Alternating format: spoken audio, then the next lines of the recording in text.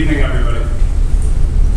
This evening, what I'd like to do is to provide you with a description of the site, its history, its context, and tell you what happens down at 1 Court Street.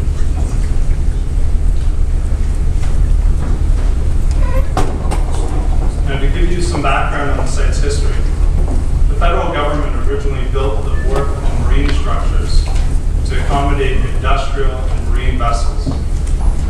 In the early 1960s, Canada Steamships Lines began leasing the site as a container terminal, as you can see in the background information, or the background photo, I should say.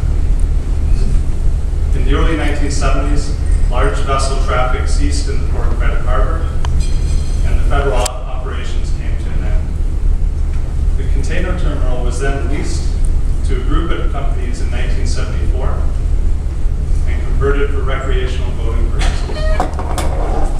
This lease was eventually assigned to Center City Capital, who were the current tenant on the property back in 1979. CLC acquired the 1 Court Street site from the Department of Fisheries and Oceans back last year in March of 2011.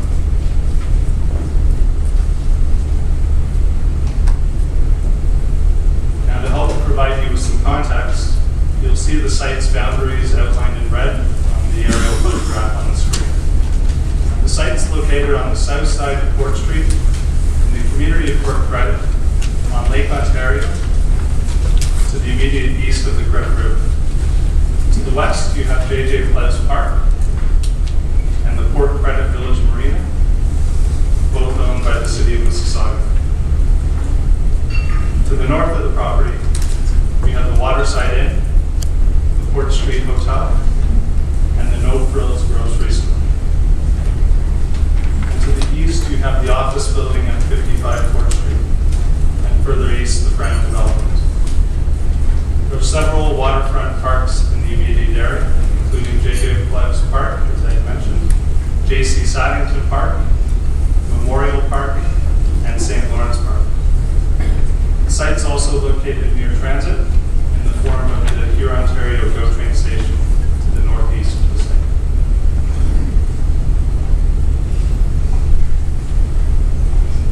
Now, this next slide will help give you some site dimensions and give you an understanding of the property's scale.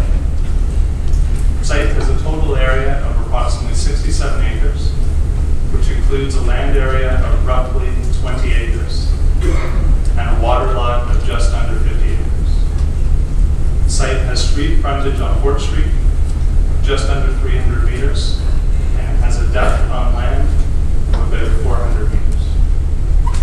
Now, the total depth on land and water, so if you take it from the north at Port Street to the south at the edge of the water lot, that measures approximately 800 meters. The site shoreline on land, so when measured from the dockside walls, is approximately 700 meters.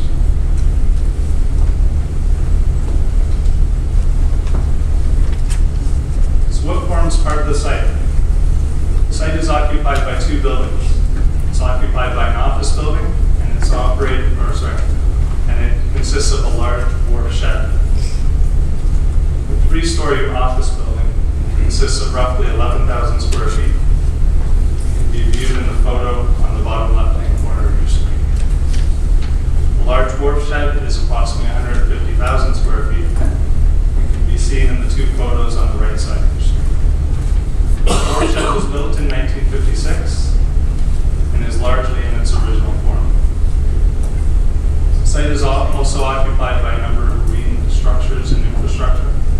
The marine structures include the marina slips, ramps, the east and west breakwaters, the east, south, and west shore walls, curved draining wall on the east side of the Credit River, and the Ridgetown, which is a decommissioned ship which acts as a south breakwater. There's also a hydro transformer on the site, which serves the site, and it's located in the northeast quadrant of the property.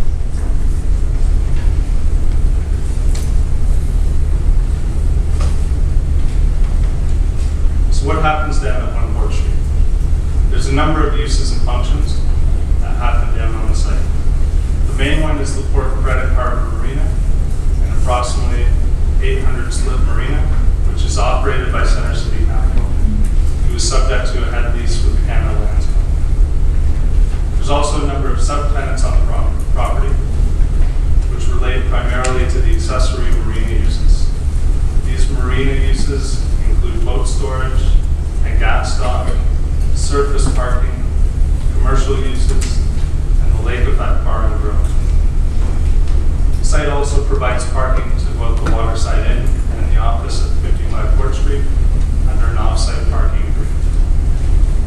The office has a number of occupants, including Center City Capital, Fidelio Networks, and Mississauga Life.